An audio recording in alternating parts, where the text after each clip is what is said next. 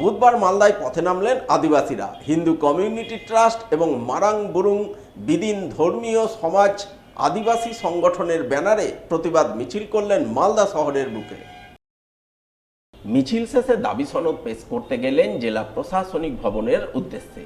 এদিনের এই প্রতিবাদ মিছিলে সামিল আদিবাসীরা বেশ কিছু দাবি দেওয়া তুলে ধরে সোচ্চার হন। তার মধ্যে অন্যতম দাবি ছিল গরিব আদিবাসীদের ভুল বুঝিয়ে ধর্মান্তকরণ বন্ধ করা। ধর্মান্তরিত আদিবাসীদের আদিবাসী সংক্রান্ত সমস্ত সুযোগ সুবিধা থেকে বঞ্চিত করা ছিল অন্যতম।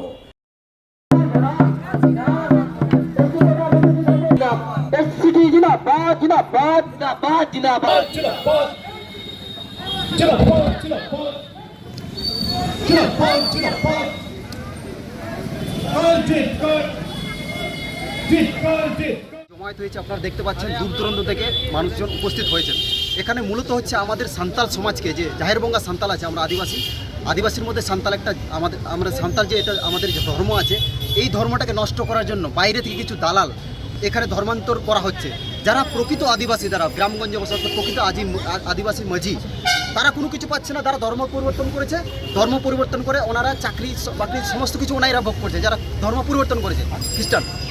তো এইভাবেই চলতে থাকলে তো আমাদের প্রকৃত যারা আদিবাসী ওরা তো কোনো কিছুই পাচ্ছে না।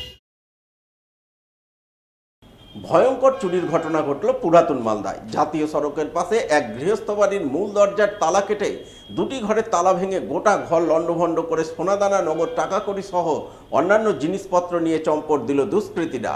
চম্পট দেওয়ার সময় দুষ্কৃতীরা বাড়িতে লাগানো সিসিটিভির হার্ড ডিস্কটিও খুলে নিয়ে যায় বলে খবর।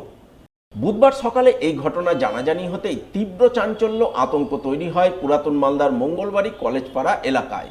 জানা গেছে ওই এলাকাতেই জাতীয় সড়কের পাশে রয়েছে অশোক সাহা নামে এক ব্যক্তির বাড়ি। তিনি বর্তমানে বাড়িতে নেই, সপরিবারে বেনারস ঘুরতে গিয়েছেন। এর মধ্যেই বুধবার সকালে পাড়া প্রতিবেশীরা দেখতে পান অশোকবাবুর বাড়ির মূল দরজার তালা কাটা রয়েছে, দুটি ঘরের তালা ভাঙা, গোটা ঘর লণ্ডভণ্ড অবস্থায় পড়ে আছে। ঘরের আলমারি শোকেস খোলা, যা দেখে স্থানীয়রা বুঝতে পারেন বাড়িতে চুরির ঘটনা ঘটেছে। ঘটনা প্রসঙ্গে অশোকবাবুর প্রতিবেশী তথা তার এক নিকট আত্মীয় জানান, দুষ্কৃতীরা তালা ভেঙে বাড়িতে চুরির ঘটনা ঘটিয়েছে। তবে কি নিয়ে গেছে তা এখনো সঠিকভাবে বলতে পারছেন না। পরিবারের সদস্যরা আসলেই জানা যাবে। তবে জাতীয় সড়কের ধারে বাড়িতে লাগানো ছিল সিসিটিভি, তা সত্ত্বেও চুরির ঘটনা ঘটে যাওয়ায় তারা নিরাপত্তার অভাব বোধ করছেন। পুলিশের কাছে দাবি জানাচ্ছেন, যে বা যারাই এই ঘটনার সঙ্গে জড়িত থাকুক না কেন, তাদের খুঁজে বের করে কঠোর শাস্তির ব্যবস্থা করা হোক। মাসির বাড়ি, আমরা পাশের বাড়িতেই থাকি। হ্যাঁ, গতকাল রাত্রে বাড়িতে দুঃসাহসিক চুরি হয়েছে। ফাঁকা বাড়ি ছিল, বাড়ি ফাঁকা ছিল। মাসি, মেসো, বোন সবাই ওরা বাইরে ঘুরতে গেছে, বেনারসে গেছে ঘুরতে।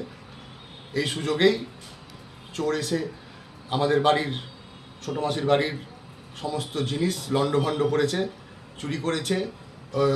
সোনা দানা অলংকার যা ছিল, আমি ঘরে ঢুকে দেখছি সমস্ত বক্স খোলা, গহনার বক্সগুলো সব বিছানার উপরে সব পড়ে আছে। এবং সিসিটিভি, বাড়িতে যে সিসিটিভি আছে সেই সিসিটিভির হার্ড ডিস্ক অবধিও নেই।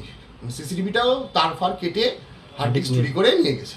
এবার আমাদের মনেও এখন আমরা আতঙ্কিত হয়ে উঠলাম যে আমাদের সেফটিটা নিয়ে।